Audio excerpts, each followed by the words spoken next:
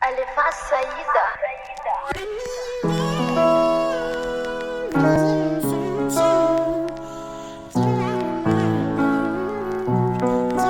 Treasy on the beat. Atotra ho an'ny rakofo izay matsiaro ny jobany. Vazo anankiray inspiraka sendra nandalo. Tsy nay ny faka-azo fa tsy ny fakafoy. Efa fantatra fa mety tsy toy. Defa azadino fa tianao aho. Namoronako vazo fa tsy matikololo. Zano adala tsy nasany kolokolo. Atserovanao fa tianao aho. Fa efa dila veny atsika andirinine. Oloka fandray mito efa fihininao. Nefa azadino fa tianao aho. Nomeny zana ary anao fa za tsy ambinine. Zavezako sany tena tsy ampafirine. Zaiko aloha fa tianao aho. Na andehany hoany fandray androany. Tsy maintsy antany ny fonao aminao. Za maly anao tianao aho. Aleo iodina ny tany ny tsarako tsy lany. Fa ny atsika roa kosa mbola hafa ihany. Fantatrao tsara fa tianao aho.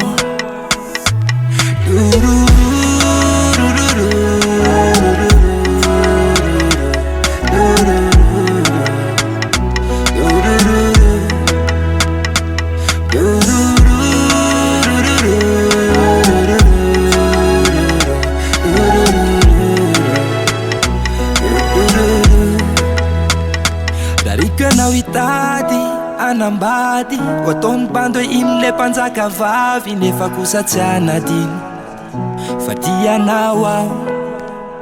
Za ty tanapolo efa sasa miandry. Marary foza tsy afaka hitona sandry. Manatena sisa hoe mbola tiana ianao raha sendra matsiaro any arina mandalova. Fantatrao fa ny adresiko tsy miova. Miandry anao aho fa tianao aho. Da any orina any anao hiteraka la. Masono mitsikiny atserovanao anah. Atserovanao ile pantianao na andehany hoany fandray androany. Tsy maintsy antany ny fonao aminao. Za maly anao tianao aho.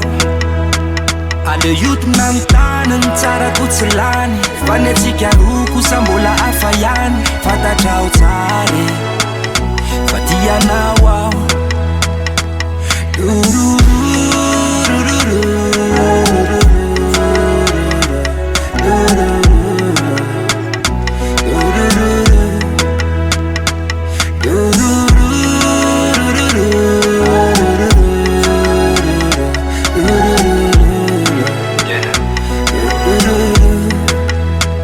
Aleo iodina ny tany fa natatara mamy aza.